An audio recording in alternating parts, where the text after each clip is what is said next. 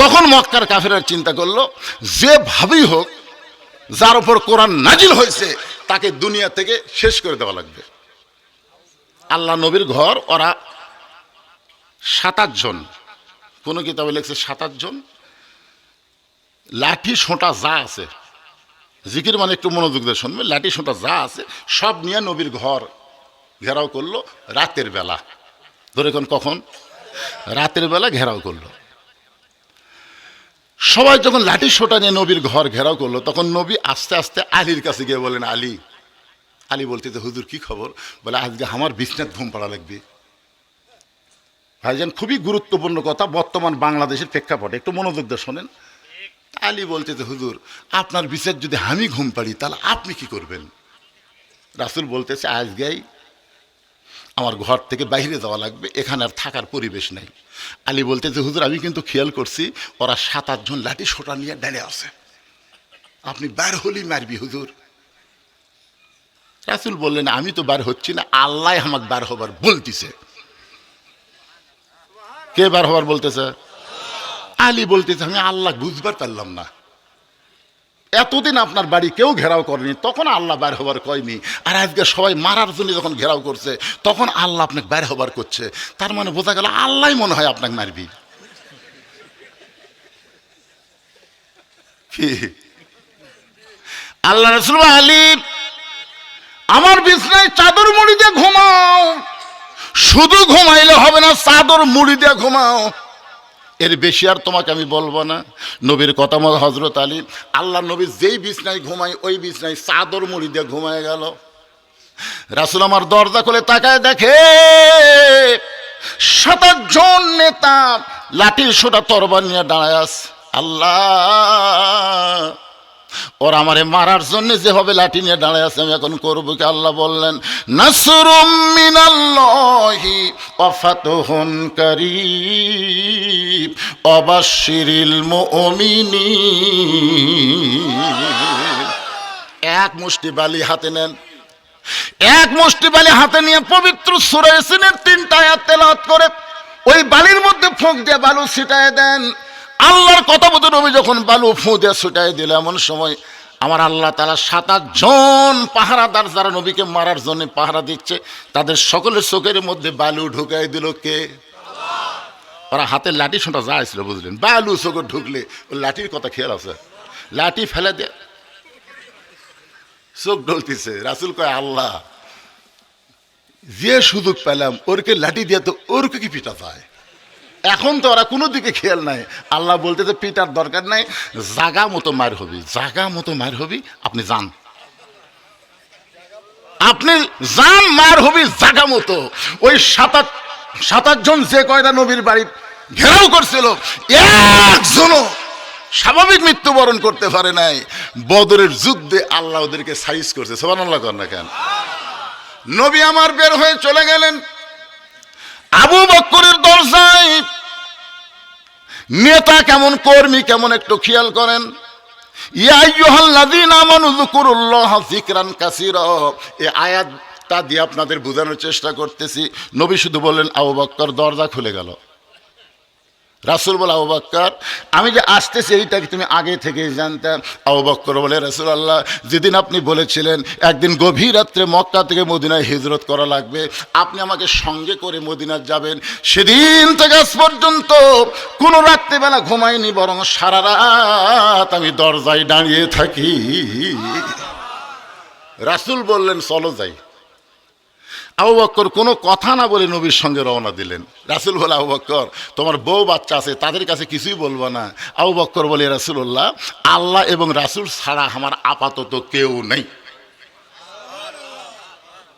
কিছু দূর যাওয়ার পর আবু বকর বলে, হুজুর আমি জানি মক্কা থেকে মদিনা হলো উত্তর দিকে, আল্লাহ আপনাকে মদিনায় যাওয়ার কথা কইছে, কিন্তু আপনি উত্তর দিকে না যায় আপনি পূর্ব দিকে যাচ্ছেন। রাসূল বলে, আবু বকর আমি যাচ্ছি না, আল্লাহ আমাকে যাওয়ার কছে। পূর্ব দিকে যাওয়ার পর একটা পাহাড়ের গুহার মধ্যে আবু বকর নবী আশ্রয় গ্রহণ করলেন। মাটি থেকে 6000 ফুট উপরে সেই গুহাটার নাম হলো গারে সুর। জোরে বলেন নাম কি? গাড়ির সুরের মধ্যে নবীর আবু বকর যখন আশ্রয় গ্রহণ করলেন, এদিকে সূর্য উদয় হয়ে গেল, রাত শেষ। আবু সুফিয়ান বলতেছে, নেতা যেভাবে আমরা পড়া দিলাম বাড়াবার পারেনি। এই তোমরা কি গল্প করো, এই ভিডিও ম্যানেরা কি গল্প করো, এই মাইক আলা আর এই ভিডিও ম্যান খুব সমস্যা।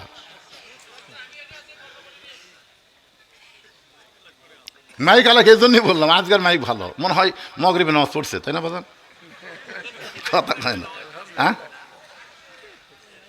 এ যারা মাইক চলায় এরা কিন্তু সহজে নামাজ পড়বার চায় না, বুঝলেন? আর এই ভিডিও ম্যানেরা এরা কিন্তু সব বক্তার ওয়াজ ভিডিও করে না, যেই বক্তার ওয়াজ চলে বেশি ওরাই করে, কথাটা বুঝলেন না? হ্যাঁ, এর আগে যেগুলো বক্তা করছে এরা যদি কোরআনের মহব্বতে ভিডিও করতো সব বক্তার গুলোই করতো। এরা আমার জান খাচ্ছে, জান। হ্যাঁ, মানে আমার ওয়াজ ছাড়া মাত্রই একে লক্ষ লক্ষ ভিউ হয়ে যায়, টাকা পাই, আড্ডা ছাড়ে, আর এই বুড়ে মানুষের দাওয়াত দেওয়ার জন্য মানুষ পাগল হয়ে যায়। এ ওয়াজ শোনা লাগবে, না হয় কোনো গল্প করা চলবে না। এ অত্যন্ত গুরুত্বপূর্ণ কথা বলতেছে। চিন্তা করেন, সকাল হয়ে গেছে, সূর্য উদয় হয়েছে, আবু সুফিয়ান বলে, নেতা আমরা যেভাবে পওরা দিছি বার হবার পারিনি, এখন কি আমরা ফেরত যাবো? আবু জেহেল বলতেছে, এই 7-8 জন আবার কবে একটি হমো, ঐক্যজোট করছি, আজকে কাম সারা লাগবে। বার হয়নি, কি হয়েছে আমরা টেনে বের করবো।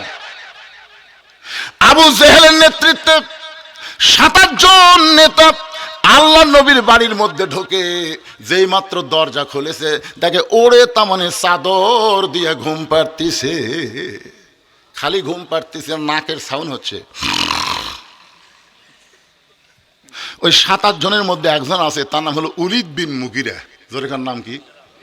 উলিদ বিন মুগিরা বলতেছে আবু জেহেলকে, নেতা আমরা তাকে ঘুম জায়গায় সারা রাত পড়া দিলাম, আর এইভাবে আরামে ঘুম পাড়তিছে।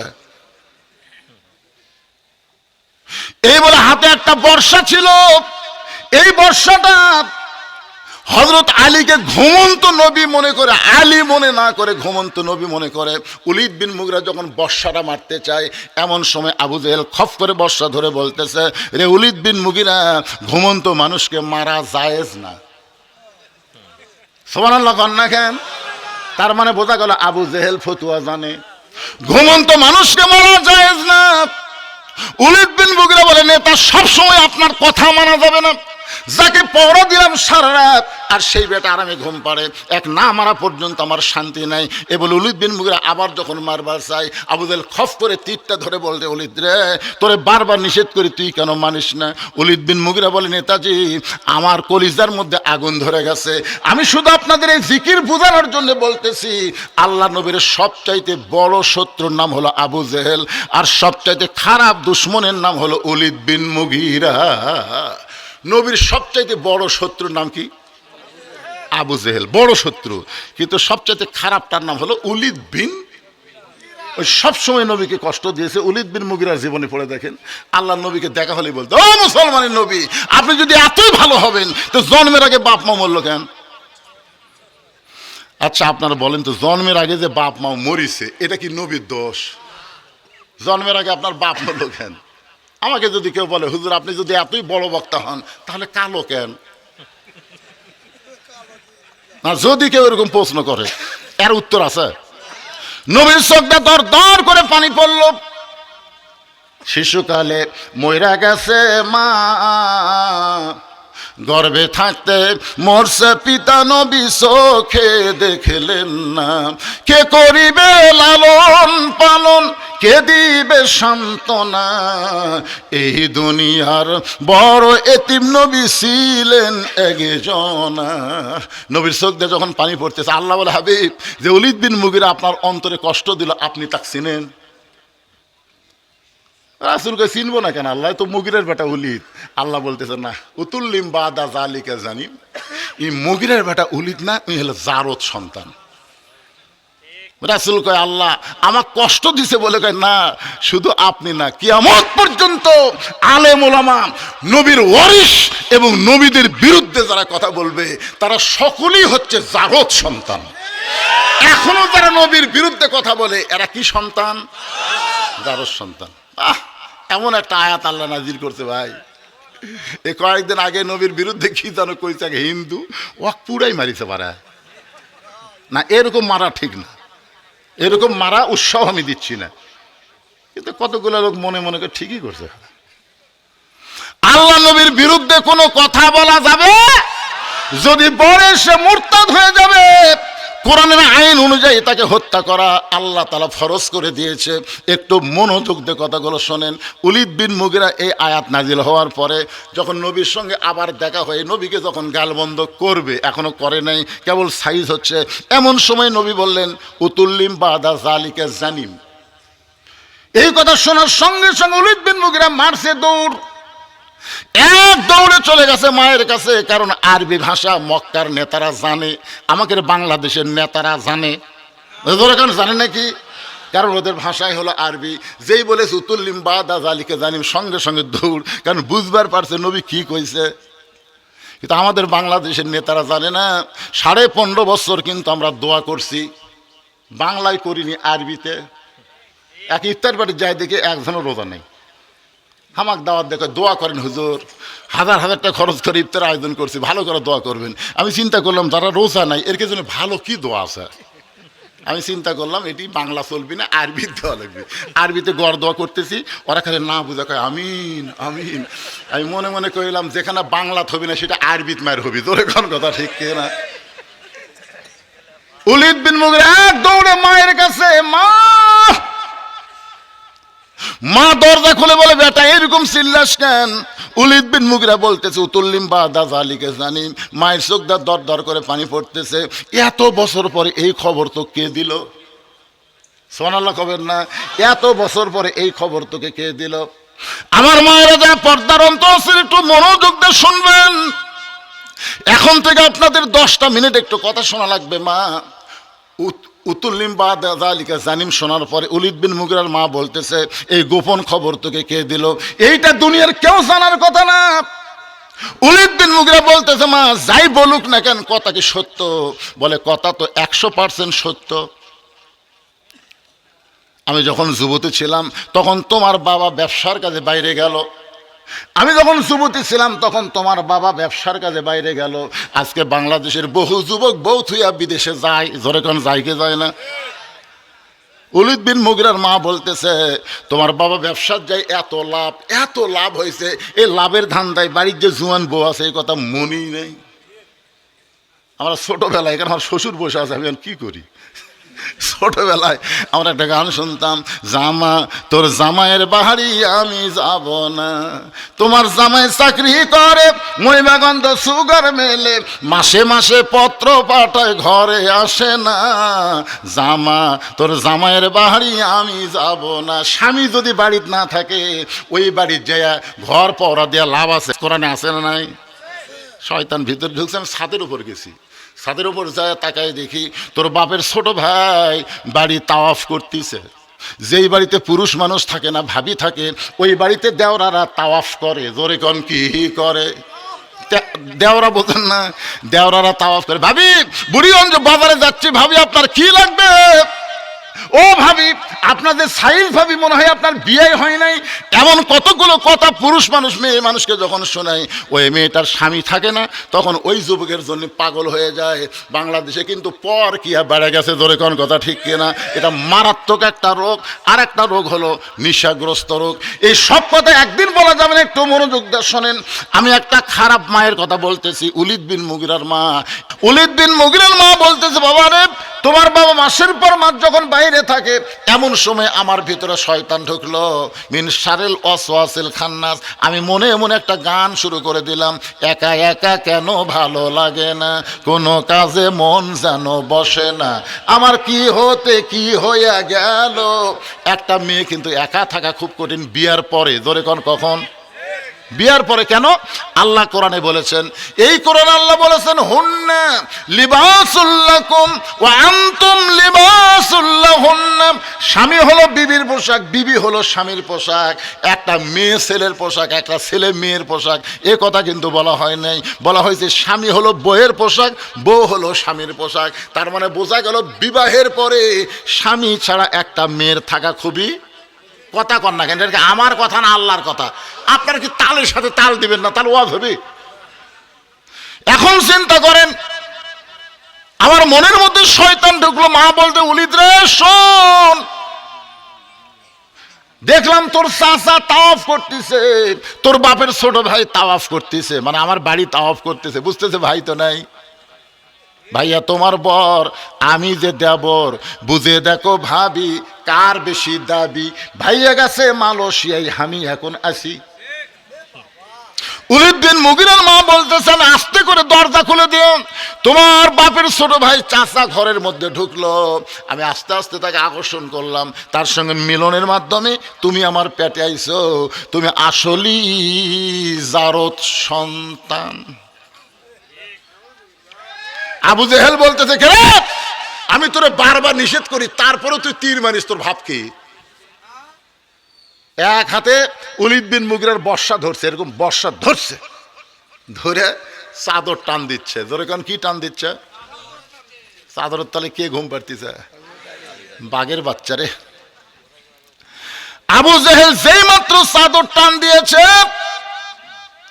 ৭৮ জন নেতা, ৭৮ জন নেতা, কোন কিতাবে লেখছে ৩৭ জন নেতা, ৩৭ জন নেতার চোখ আসছিল সারা রাত জাগার চোখ। সারা রাত জাগলে চোখ কি হয়?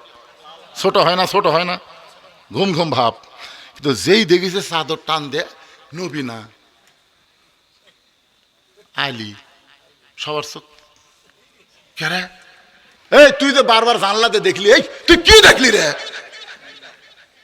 আমি জানলাতে দেখি ওরে তো মানে চাদর দিয়ে আছে, আমি কি চাদরের ভিতর দেখছি? আমি তো মনে করছি জাগা মতো ঠিকই ঘুম পাড়তিছে। সঙ্গে সঙ্গে আবু জেহেল চিল্লায় বলে, আলী তোর নবী কোন দিকটা পলাইলো? হযরত আলী মুচকি মুচকি হাসতেছে। মুচকি মুচকি হাসার কারণ হলো আল্লাহর নবী নিরাপদে আছে। ধরে কান্না সুবহানাল্লাহ। আলী কিন্তু চাদরের মধ্যে যখন ঘুমায় তখন চিন্তা করছে ৭-৮ জন লাঠি নিয়ে দাঁড়িয়ে আছে, নবী বার হবি, কি যে হবি। কিন্তু আল্লাহর নবী হুকুম করছে ঘুমা, চাদর মুড়িতে ঘুমায়। এখন নবীর কথাও মানা লাগবে। মা আতাকুম রাসূলু ফাখুযুহু ওয়া মা নাহাকুম আনহু ফান্তাহু। নবীর কথা বিশ্বাস করে হযরত আলী ঘুমায় গেছে। যেই মাত্র আবু জেহেল বলতেছে তোর নবী কোন দিকটা পলাইলো, তখন আলী মুচকি মুচকি হাসার কারণ হলো দুইটা। এক নম্বর কারণ হলো নবী নিরাপদে আছে, ধরবার পারে। আর হাসার ২ নম্বর কারণ হলো মুখ খুলে বলতেছে, ও নেতারা, ও নেতারা, আপনারা চেতন থাকলেন আর আমি ঘুম পারলাম, তাহলে নবী কোন দিক দিয়ে গেল এটা কে জানবি? এমন কথা হযরত আলী বলেছে। আবু জেহেলের মুগত পড়ছে ছাই। মুগত পড়ছে কি? মুগত যে ছাই পড়ছে, তখন বলতে চ যাই, তো যাই, তাড়াতাড়ি গোটা মক্কা অ্যাটাক করা লাগবে। আমার বিশ্বাস এখন পর্যন্ত মক্কা ছাড়ে নাই, যে কোনো পাহাড়ের গুহায় আশ্রয় নিয়েছে। দেখছেন আবু জেহেলের বুদ্ধি, দেখছেন? আলী চিন্তা করলো এই মুহূর্তেই যদি এরা যায়, আমার নবী তো কদ্দূর গেছে, এরকম আটকান লাগবে। যে এরা বলতেছে যাই, সঙ্গে সঙ্গে হযরত আলী এভাবে বুড়ে আঙ্গুল। আবু জেহেল বলে, আলী কি দেখাস? আবু সুফিয়ান বলে, নেতা এমনি তো ঘুম পাড়ে, পলানোর সুযোগ করে দিছে, আবার বুড়ে আঙ্গুল ঘুরাচ্ছে, এক সাইজ করা হোক। আলী বলতেছে আয়, আমি তো এটাই চাচ্ছি রে পাগলা, আয় আয়। কারণ আল্লাহ নবী যদি আমাকে বলতো আলী ২৭টা সারপোকা বাহিরে লাঠি লিয়ে দাঁড়িয়ে আছে, তুই যা, আল্লাহর শপথ করে বলতেছি তোর একজনও বাঁচবি না, একজনও না। কিন্তু আল্লাহ নবী আমার ঘুম পাড়বার কথা রে, এই জন্য ঘুম পাড়া শরীর সাইজ হতে আয়। আবু জেহেল বলতেছে দরকার নেই, কারণ আবু জেহেল কিন্তু সবই জানে, বুঝলেন? আবু জেহেল কিন্তু সবই জানে, কিন্তু মানে না। আমি কিন্তু সবই জানে। আল্লাহ নবী যে আসল নবী এটা আবু জেহেল জানে। এটা জানিছে কবে? লাইলাতুল মেরাজে নবী যখন মক্কা থেকে আল্লাহর আরশ থেকে মক্কাতে আসলেন, প্রথম দেখা হয়েছিল আবু জেহেলের সাথে। যখন নবী কইল বাইতুল মুকাদ্দাসে নামাজ পড়ে আল্লাহর আরশে গেছিলাম, সেখান থেকে 5 ওয়াক্ত নামাজ নিয়ে আসলাম। এটা কিন্তু আবু জেহেল জানে। কিন্তু এই কথা যদি মক্কার লোকেরা বিশ্বাস করে, আমার নেতাগিরি থাকবি না তো। ওই গ্রুপ নিয়ে নবীর কাছে আইসে এসে বলতেছে আবু সুফিয়ান, ও মুসলমানের নবী, তুমি যা কও মুসলমান তাই বিশ্বাস করে। আল্লাহ রাসূল বলতেছে আমি কি বলছি? বলছে তুমি বলছো বাইতুল মুকাদ্দাসে 2 রাকাত নামাজ পড়াছে, সে থেকে রাতে রাতে আল্লাহর কাছে গেছে, সেখান থেকে আল্লাহ তোমাকে 5 ওয়াক্ত নামাজ দিল, তুমি ফেরত হয়ে আমাকে নেতার সাথে এই গাঁজাখুরি গল্প করলে। আল্লাহ রাসূল বলে আমি যা বলেছি সত্যিই বলেছি। আবু বকর, ওমর, ওসমান সবাই বলে নবী যা বলেছে সাদ্দাকতা ইয়া রাসূলুল্লাহ, এক বিন্দু মিথ্যা নয়। জোরে কর সুবহানাল্লাহ। আবু সুফিয়ান বলতেছে নবী যা বলবে তোমরা তো তাই মানবে, কিন্তু আমাকে একটা প্রশ্ন আছে। আল্লাহ রাসূল বলে কি প্রশ্ন? বলে প্রশ্ন হলো আমাদের নেতা আবু জেহেল 2 বার বাইতুল মুকাদ্দাসে গেছে, 2 বার, যেখানে যাইতে লাগে 30 দিন, আসতে লাগে 30 দিন, আর তুমি কইলা আজকে রাত্রেবেলা নাকি সেই বাইতুল মুকাদ্দাসে 2 রাকাত নামাজ পড়ালা। আমাদের প্রশ্ন হলো, আমাদের নেতার প্রশ্ন হলো বাইতুল মুকাদ্দাসের দরজা জানলা কয়টা? খালি দরজা জানলার হিসাব দিবে, আমরা এখান থেকে চলে যাব। আবু বকর বলে রাসূলুল্লাহ এরা দরজা জানলার খবর জানতে চায়, আপনি কি দিবার পারবেন? রাসূল বলে আবু বকর আমি শুধু বাইতুল মুকাদ্দাসের মধ্যে ইমামতি করেছি, দরজা জানলা তো গুনবার যাই নাই। আপনাকে এই বিল হামলা মসজিদ আছে না নাই? এখানে বুড়িগঞ্জ মসজিদ আছে না নাই? তা আপনি মসজিদে জোহর নামাজ পড়লেন, এক লোক বলতে ভাই সত্যি কি নামাজ পড়ছেন? সামনে কাতারে পড়ছি ভাই। বিশ্বাস হয় না। আরে বিশ্বাস কেমনে হবে সেটা কো। তো মসজিদের কয়টা ফ্যান আছে কোন? আপনি কবেন কে আবার আমি নামাজ পড়ার জন্য ঢুকছি, আমি কি ফ্যান গোনার জন্য ঢুকছি? দেখছেন কাফেরের প্রশ্ন, দেখছেন কয়টা দরজা জানলা আছে বলেন। আল্লাহ নবী যখন কাঁদতেছে এমন সময় আবু বকর বলে রাসূলুল্লাহ আবু জেহেল তো একলা আপনাকে পাগল বলেছে, এখন গ্রুপ নিয়ে আইছে আপনাকে চূড়ান্ত অপমান করার জন্য। হুজুর আপনি যদি না বলেন তাহলে কিন্তু এরা আপনাকে অপমান করবে। রাসূল বলতেছেন আমি কেমনে বলবো, আমি তো দরজা জানলা গুনি নাই। এমন সময় আল্লাহ তাআলা কোরআনে আয়াত নাজিল করে বললেন তো ইজ্জু মান তাশা, পড়েন তো ইজ্জু মান তাশা ও তুযিল্লু মান তাশা বিয়াদিকাল খায়র ইন্নাকা আলা কুল্লি শাইইন কদির।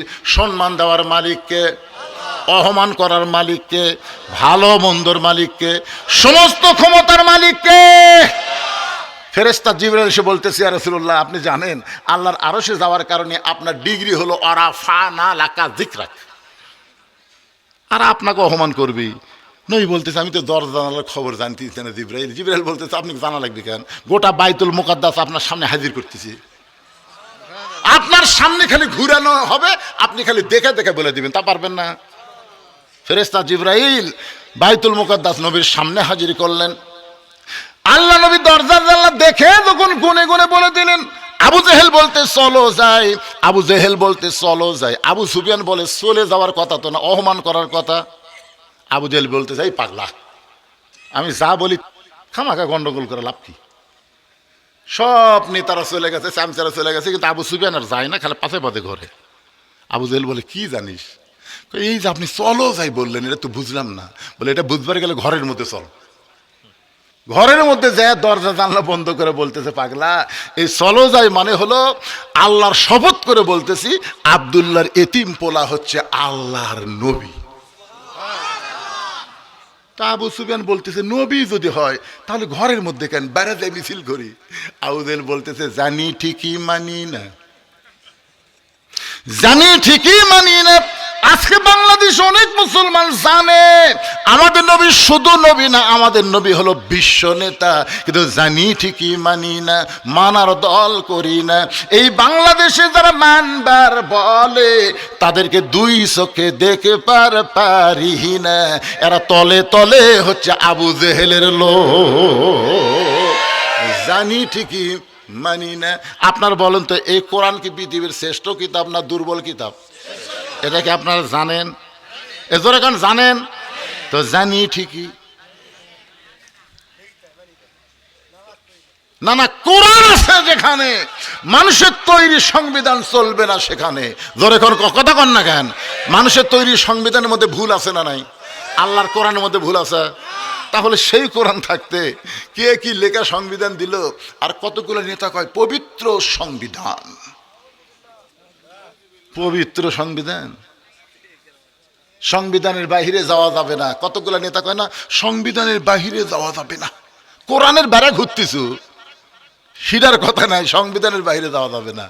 আজ থেকে কোরআনের মাহফিল থেকে আমাদের জিকিরের আলোচনায় বলতে হবে, আমরা কোনো মানুষের তৈরি সংবিধান মানব না, মানতে হবে আল্লাহর কোরআনের সংবিধান। জোরে কোন কথা ঠিক কি না? সব দেখা হলো শেষ। আগামীতে বাংলার জমিনে দেখতে চাই কোরআনের সংবিধানের বাংলাদেশ। কারা কারা চান? আল্লাহকে একটু হাত দেখান তো দেখি। লিল্লাহি তাকবীর। আল কোরআনের আলো, কোরআন হাদিস যেখানে, দুনিয়ার মুসলমান।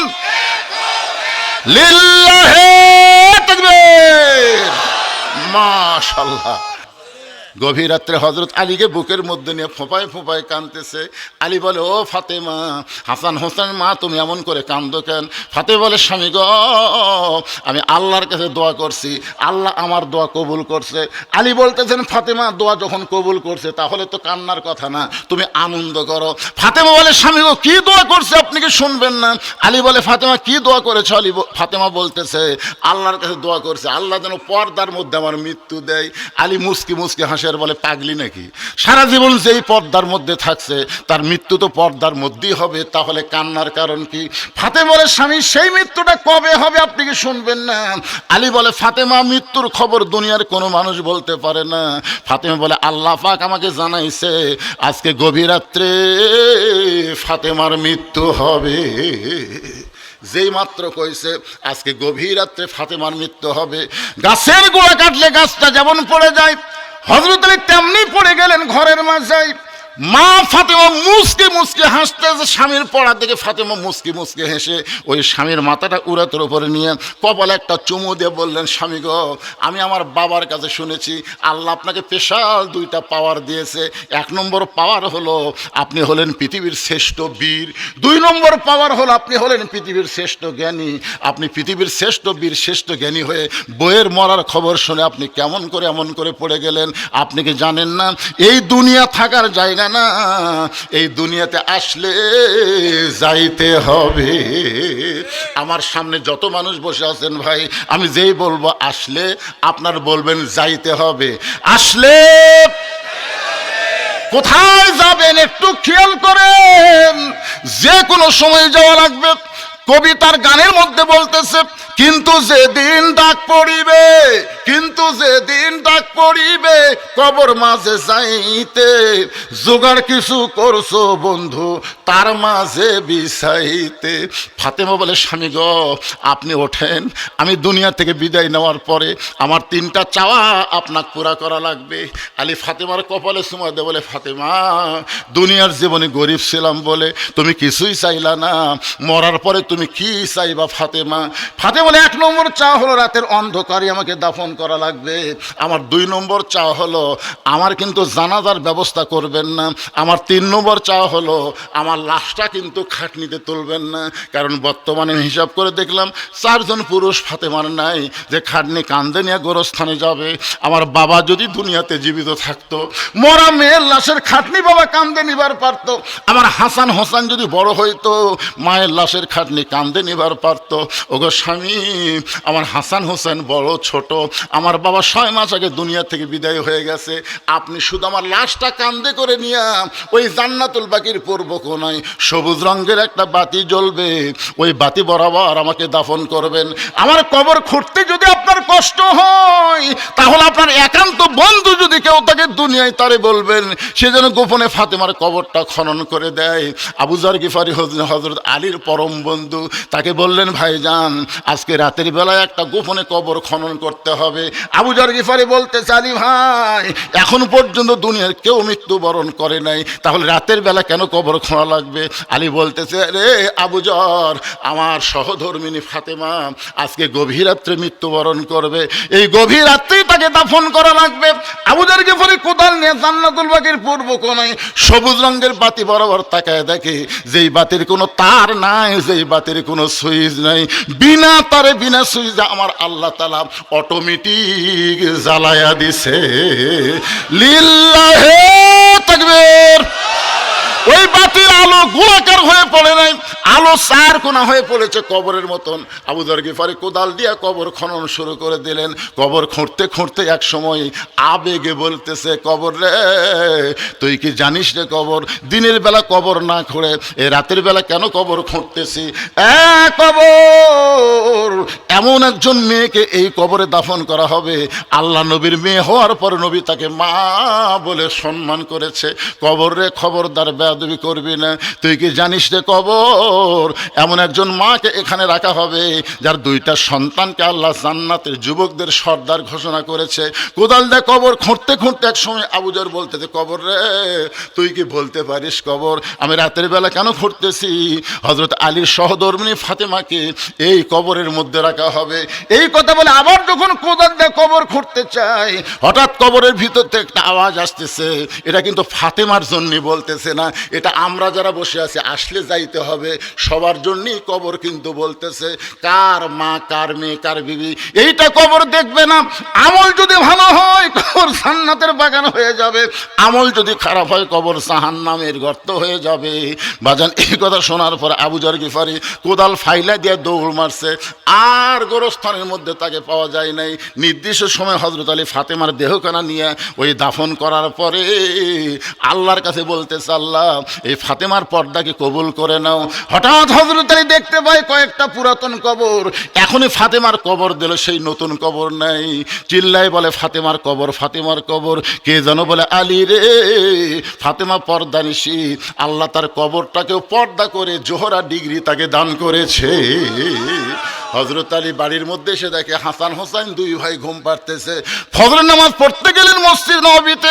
হযরত আলীর সঙ্গে যেই সাহাবী সব সময় নামাজ পড়ে তার নাম হলো আবু যর গিফারি, কিন্তু মসজিদের মধ্যে গিয়ে দেখে আবু যর গিফারি নাই। মনে মনে চিন্তা করতেছে, ফাতেমার কবর খুঁড়তে খুঁড়তে হয়তো ক্লান্ত হয়ে গেছে, আজকে ফজর হয়তো মসজিদের বারান্দায় আদায় করতেছে। তাড়াতাড়ি ফজরের নামাজ শেষ করে যখন মসজিদের বারান্দা যায়, আবু যর গিফারিকে দেখতে পায় না। পরদিন জোহরের সময় দেখে আবু যর গিফারি নাই, আসরের সময় দেখে আবু যর গিফারি নাই। একটা দিন চলে গেল, আবু যর গিফারি মদিনার মধ্যে দেখা যায় না। দ্বিতীয় দিন দেখলো আবু যর গিফারি নাই। এক সপ্তাহ দেখলো আবু যর গিফারি নাই। এক মাস দেখতেছে আবু যর গিফারি নাই। এক আধ বছর হয়ে গেল, এরপরও আবু যর গিফারিকে মদিনায় খুঁজে পাওয়া যায় না। প্রত্যেকটা সাহাবীর মনে চিন্তা, নবীর এত বড় সাহাবী আবু যর গিফারি গেল কোন জায়গায়? কয়েক বছর পর আবু যর গিফারি ফিরে আইছে মদিনায়। মদিনার বাচ্চারা পাগল পাগল বলে পাথরের টুকরা মারতেছে, আর আবু যর গিফারি সামনে সামনে দৌড়ায়। আলী চিন্তা করে, এই পাগল কে রে? মদিনার বাচ্চারা তাকে মারতেছে। এই বাচ্চারা মারিস না পাগলকে, বলে আমরা চিনি না, পাগল দেখে মারতেছি। হযরত আলী এক দৌড়ে ওই পাগলের সামনে গিয়ে তাকায়, দেখে ওই পাগল আর কেউ না, পাগল হলো নবীর সাহাবী আবু যর। হযরত আলী সামনে দাঁড়ায় বলে, আবু যর ভাই, আমার ফাতেমার কবর খুঁড়তে খুঁড়তে কোথায় হারায় গেলি? কতদিন তোরে মদিনায় খুঁজলাম, তোরে পাইলাম না। আজকে পাগল বেশে কোত্থেকে আসলি ভাই, তোর খবর কি? আবু যর গিফারি কোনো কথাই বলে না। হযরত আলী বুকের মধ্যে নিয়ে গালে চুমা দেবে, বলে, আবু যর রে তুই কেন কথা বলিস না ভাই? তুই না আমার বন্ধু, আমার ফাতেমার কবর খুঁড়তে গিয়ে কোথায় হারালি ভাই? তুই কেন কথা বলিস না? আবু যর গিফারি কি যেন বলবার চায়, মুখটা নড়ে কিন্তু কথা কয় না। হযরত আলী এক টানে বুকের মধ্যে নিয়ে চাপা দেবে, আবু যর কি বলবি বল, মুখ নড়াস না। হঠাৎ আবু যর গিফারির জবান থেকে বের হয়ে গেল, কবর কবর কবর। তিনবার কবর কবর বলে আলী তাকায় দেখে আবু যর গিফারির দেহ ভারী লাগতেছে। বুকের মধ্যে দেহটা যখন ভারী লাগে, আস্তে করে হাতটা যখন ছেড়ে দেয়, তাকায় দেখে আবু যর গিফারি মাটিতে পড়ে গেল। তার মাথাটা উড়াতে নিয়ে দেখতেছে আলী, আবু যর গিফারি আর দুনিয়াতে না। চারিদিক থেকে সাহাবী এসে বলে, আলী ভাই, কোন পাগল তোমার উরাতের উপরে ঘুমায়? এই পাগল কে রে? আলী বলতেছে, তোমরা চিনবা, একটু লক্ষ্য করে তাকায় দেখো, এটা পাগল না রে, এটা নবীর সাহাবী আবু যর গিফারি। সমস্ত সাহাবীরা বলে, আলী ভাই কয়েক বছর ধরে মদিনায় খুঁজে পাওয়া যায় না, আজকে পাইলা পাগল, ঘুম পাড়ে কেন? আলী বলে, ঘুমায় না রে, ঘুমায় না, তিনবার কবর কবর কবর বলে দুনিয়া থেকে বিদায় নিয়েছে। সমস্ত সাহাবীরা, আলী ভাই আমাদের সকলের সামনে কবর, এই কবর কেমন হবে, এই কবর কি হবে? আজকে যারা আমরা এখানে বসে আছি ভাইজান, এখনই মরার সঙ্গে সঙ্গে 3 তলা 4 তলা বাড়ি আর দেখা যাবে না ভাই। বারবার তাকায় দেখি, কি দেখতেছেন? বলে 5 তলার ভিত দিছি, 3 তলা রড বার করে রাখছি, হুজুর দোয়া করবেন 5 তলা যেন কমপ্লিট করবার পারি। কিন্তু সেই বাড়ি ঠিকই থাকবে, অন্ধকার কবরে আমাদের সবার যাইতে হবে। এমন আযাব দিবে রে ভাই, কবরের ওই মাটিতে গলা ফেটে রক্ত ঝরবে, চিৎকারের ওই চোটেতে। চিন্তা করে দেখেন, এই গভীর রাত্রে আমরা জান্নাতের বাগানে যারা বসে আছি, এখান থেকে বাড়ি যাওয়ার গ্যারান্টি আমাদের নাই, কিন্তু সবার গ্যারান্টি কবরে যাওয়ার আছে। জোরে কোন ঠিক কিনা? এই জন্য কবরে যাওয়ার আগে আজকে এই নবীর এতিম মাদ্রাসায় আমি মাত্র 200টা কোরআন শরীফ, এতগুলা হাজার হাজার মানুষের মধ্যে মাত্র 200টা আল্লাহর কোরআন শরীফ চাই।